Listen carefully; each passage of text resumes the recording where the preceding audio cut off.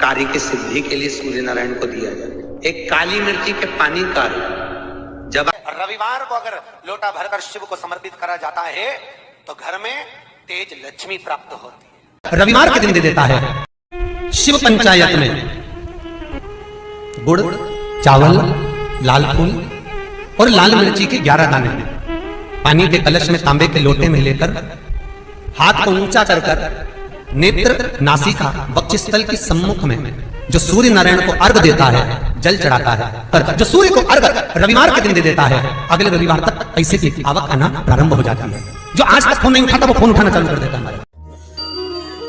अगर कोई बड़ी बीमारी है, कोई बात आपको शंकर भगवान से कहना है, तो रविवार के दिन जब सूर्य को अर्घ देंगे तो वही कलश रख देंगे अर्घ दिया हुआ, फिर उसको आपको धोना नहीं है। दूसरे दिन सोमवार का दिन पड़ेगा, फिर जल भर लो उसी कलश में, सूर्य नारायण को अर्घ देकर वही कलश से वापिस जल भरकर शंकर जी के मंदिर में ले जाकर जल को चढ़ाना प्रारंभ कर दीजिए।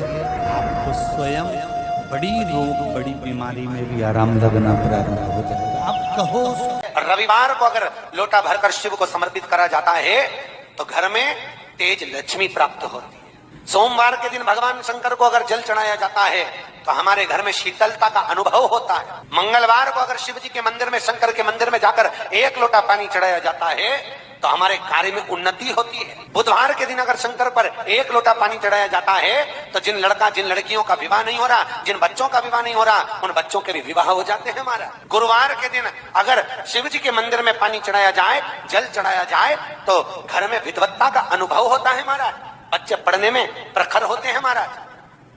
शुक्रवार के दिन अगर शंकर के मंदिर में जल चढ़ाया जाए तो नारी का अखंड सौभाग्य होता है महाराज।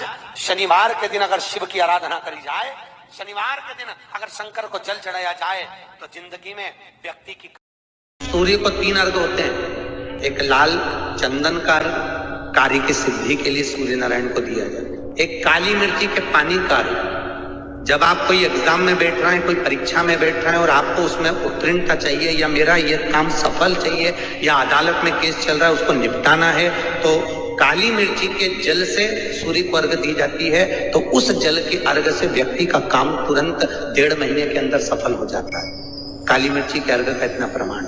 तीसरे नंबर पर है बेलपत्री के जल का अर्घ सूर्य को दिया जाता है। बेलपत्री के जल का अर्घ कौन देता है? जो बहुत बीमार पड़ा रहता है, जिसको कुछ ना कुछ शारीरिक कष्ट चलता रहे, कभी घुटना, कभी कमर, कभी पेट, कभी ब्लड प्रेशर, कभी शुगर, कुछ ना कुछ चलती रहे, तो वो लगातार 1 महीना बेलपत्री के पानी का अर्घ सूर्य को देता रहे, उसको रोग से निवारण हो जाता है। रोग से समस्या खड़ी हो जाए, कहीं बहुत विकट समस्या है और कोई हल ना मिल रहा हो जाता है जीवन में। कोई घड़ी ऐसी आके खड़ी हो जाती है जहां पर हमको सोचने के लिए भी समय नहीं मिलता। तब शिव महापुराण की कथा वर्णन करती है।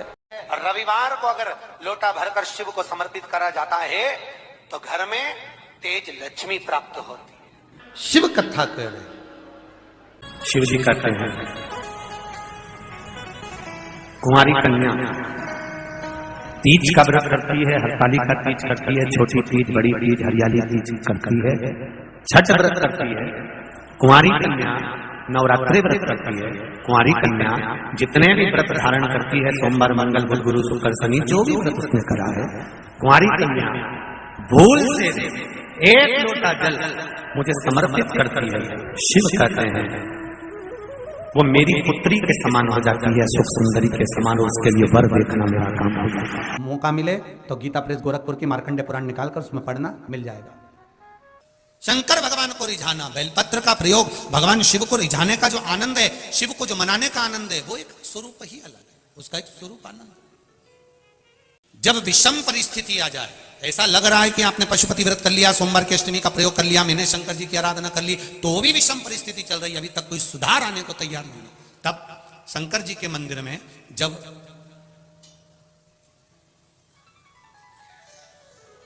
बेलपत्र चढ़ाने के लिए आप जाएं, तब प्रयास करिएगा कि बेलपत्र को, अशोक सुंदरी का स्थान सबको मालूम है ना? बोलो, जम के बोलो जरा, मालूम है सबको? अशोक सुंदरी वाली जगह पर बेलपत्री को डंडी वाली जो जगह है जहां से पानी बहकर जाता है उधर रखना है। उसी बेलपत्री को वापस उठाना है।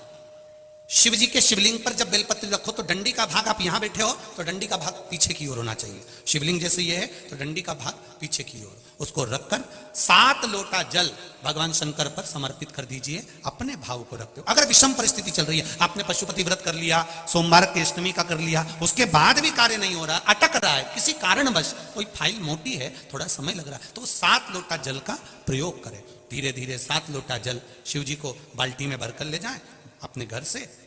7 कलश जल शिव जी को समर्पित करना है और समर्पित करने के बाद उस बेलपत्री को वापस अपने ही घर पर लेकर आ जाना है। 11 दिन 21 दिन उसको रखो, फिर उसका विसर्जन वापिस किसी नदी, सरोवर, तालाब या वृक्ष के नीचे कर दीजिए।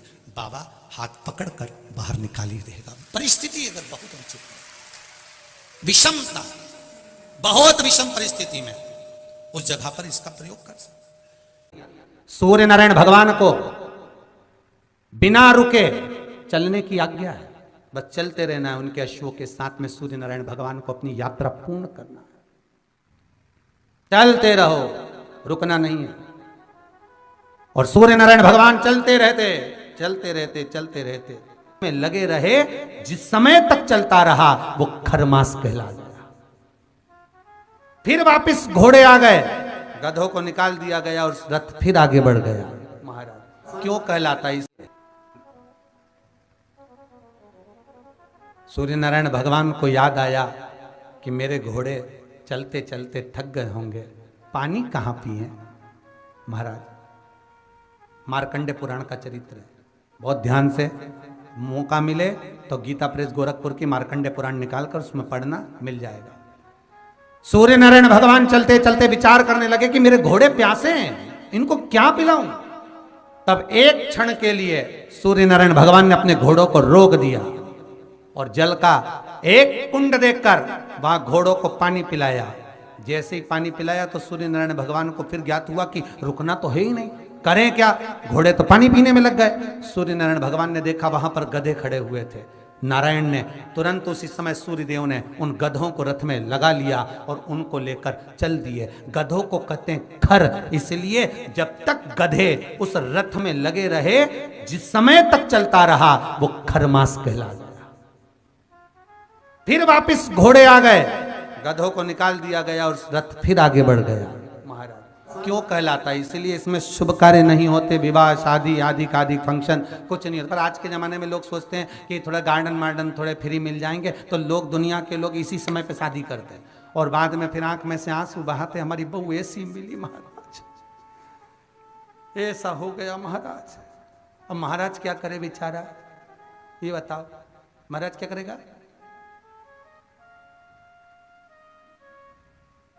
थोड़ा सोच समझकर कार्य करिए कि हम जो शुभ कार्य कर रहे हैं, अच्छा काम कर रहे हैं, वो किस समय पर करना चाहिए।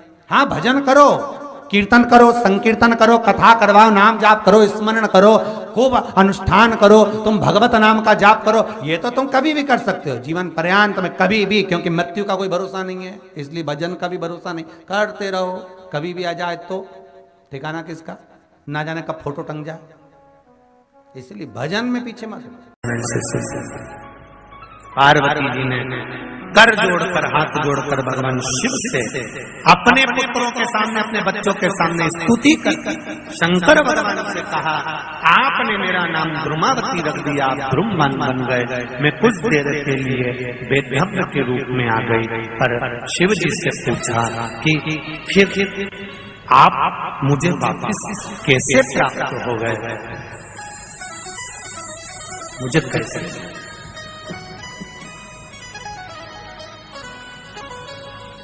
शिव जी कहते हैं, कुंवारी कन्या तीज का व्रत करती है, हरताली का तीज करती है, छोटी तीज, बड़ी तीज, हरियाली तीज करती है, छठ व्रत करती है।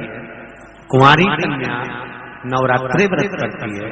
कुंवारी कन्या जितने भी व्रत धारण करती है, सोमवार, मंगल, बुध, गुरु, शुक्र, शनि, जो भी व्रत उसने करा है, कुंवारी कन्या भूल से 1 लोटा जल मुझे समर्पित करती है।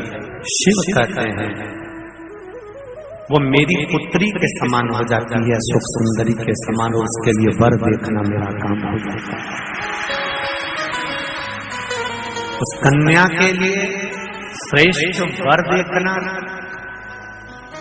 मैं बेटियों से एक बात जरूर कहूंगा, शादी होने के बाद अब शंकर जी को जल चढ़ाओगी वो अलग बात है, पर कुंवारी रहते हुए अगर आपने शिव जी पर जल चढ़ाना प्रारंभ कर दिया तो ये निश्चित है, ये निश्चितता है कि आपके लिए वर आपके माता पिता जरूर देखेंगे, पर पक्का शंकर भगवान ही करेंगे कि कहाँ है।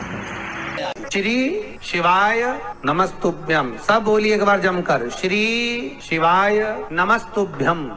प्रैक्टिकल जरूर करना, कहीं सियोर वाला महाराज झूठ तो नहीं बोल रहा। शास्त्रों की बातें हमारे जीवन में हमें सुख प्रदान करे, इसलिए इस भाव का आनंद करते हुए आज की कथा को विराम देते हैं।